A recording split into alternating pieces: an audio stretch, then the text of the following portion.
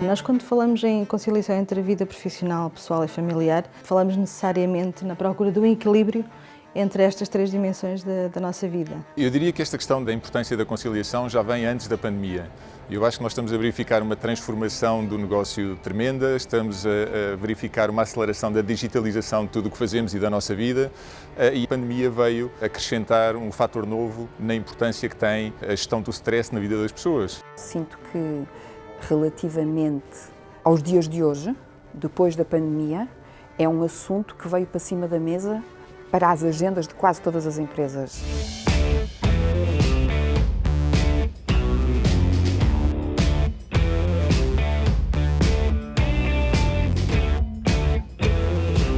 Portugal é um dos países da Europa com melhores políticas e com melhor legislação no que se refere à promoção da igualdade entre mulheres e homens, também no mercado de trabalho e também ao nível da conciliação. Nós temos várias medidas que constam do nosso Código de Trabalho, precisamente vocacionadas para a promoção da conciliação entre a vida profissional e familiar, como é o caso dos horários flexíveis, das licenças para assistência a filho. Por exemplo, tivemos recentemente, e após uma primeira fase durante o período do primeiro confinamento, em que de facto foi evidente que foram as mulheres, quando houve o encerramento das escolas, foram as mulheres quem efetivamente ficou em casa com os filhos e hoje nós sabemos que 82% dos requerimentos que deram entrada na Segurança Social para o apoio à família foram apresentados por mulheres, foram feitos por mulheres. Todos os relatórios que têm vindo a ser feitos sobre esta matéria e o impacto da pandemia, sobretudo na nossa vida, têm demonstrado que as mulheres foram efetivamente mais prejudicadas com toda esta situação. Eu não sei se nós podemos falar só num atraso ou se em muitas situações podemos falar mesmo no recuo.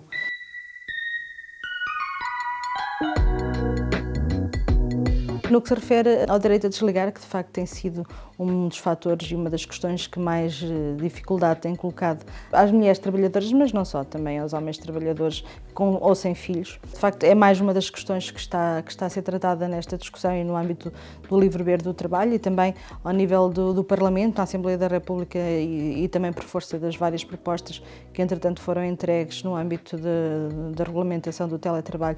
Essa situação também está a ser tratada, mas de facto isto não deve também servir para inquinar os benefícios que o teletrabalho ou as várias formas de trabalho à distância possam trazer para a vida de muitas pessoas, porque nós também sabemos de alguns inquéritos que têm sido feitos, que se por um lado algumas pessoas identificam obstáculos, identificam dificuldades no trabalho em regime de teletrabalho, há outras que dizem que não, que desejam continuar mesmo depois de terminar a pandemia, porque de facto isto permite-lhes uma maior flexibilidade ao nível da organização dos seus tempos de trabalho, o que pode também trazer outro tipo de benefícios.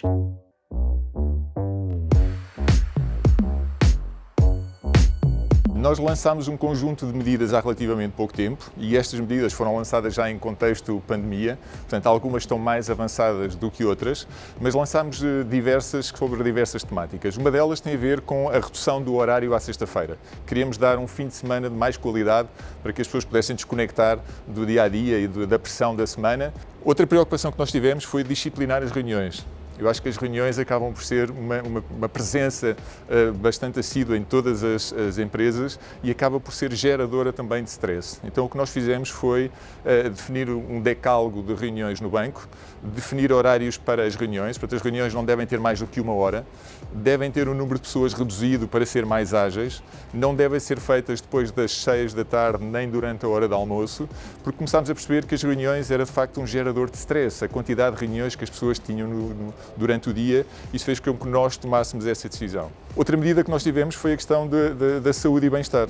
Nós lançámos também uma série de iniciativas que estamos a trabalhar com um parceiro externo, que temos apoio psicológico para as nossas equipas, temos apoio de um consultor financeiro para quem requer ajuda na área financeira, temos um serviço também de consultas à distância, temos um plano semanal com aulas de yoga, de exercício físico à distância. Isto foi muito útil durante este período da pandemia e permitiu que as pessoas se mantivessem conectadas com o banco e ao mesmo tempo que tivessem um escape que permitissem de facto dar mais importância à sua saúde, porque obviamente pessoas felizes fazem com que as empresas tenham mais sucesso e isso para nós foi muito importante.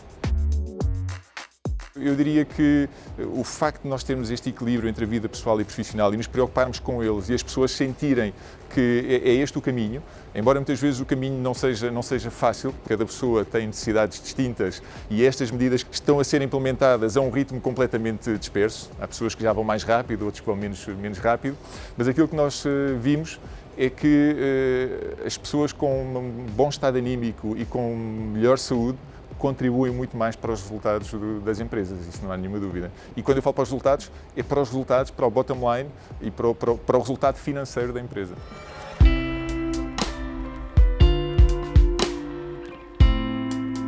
Se todos aqueles que trabalhamos na fidelidade pensarem que aquilo que fazem é para que a vida de alguém não pare, isso traz-nos uma vontade, uma paixão e uma necessidade enorme de pensar: será que eu estou a fazer a coisa alinhada com o propósito ou não?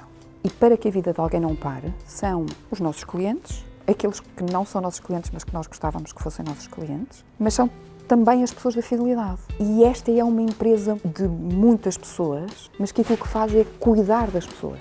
E, portanto, está muito intrínseco no DNA da fidelidade que as pessoas têm que estar bem, as pessoas da fidelidade têm que estar bem para cuidar dos outros.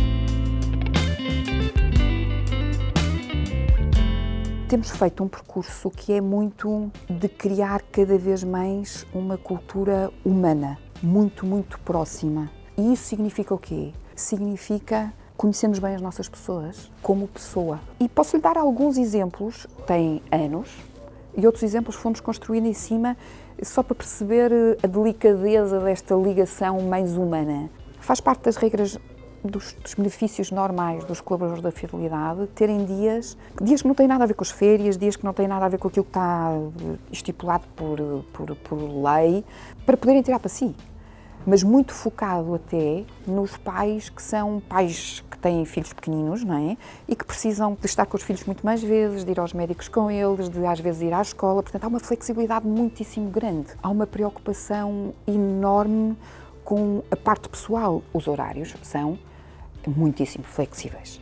As pessoas de facto têm horários flexíveis, de facto as pessoas têm uma forma de justificar as suas ausências. Temos agora um exemplo muito recente que eu acho que é muito forte, que é, nós temos algumas pessoas dentro da fidelidade que são cuidadores de outros. E aquilo que fizemos foi um levantamento exaustivo de quem de facto é cuidador informal e arranjamos condições específicas para esses cuidadores. Aquilo que está a acontecer também, e nós não podemos não querer ver, isto faz com que as pessoas não desliguem. Portanto, o grande desafio neste momento das organizações e das pessoas individualmente é encontrar este equilíbrio. E, acima de tudo, a grande preocupação é esta lógica do bem-estar.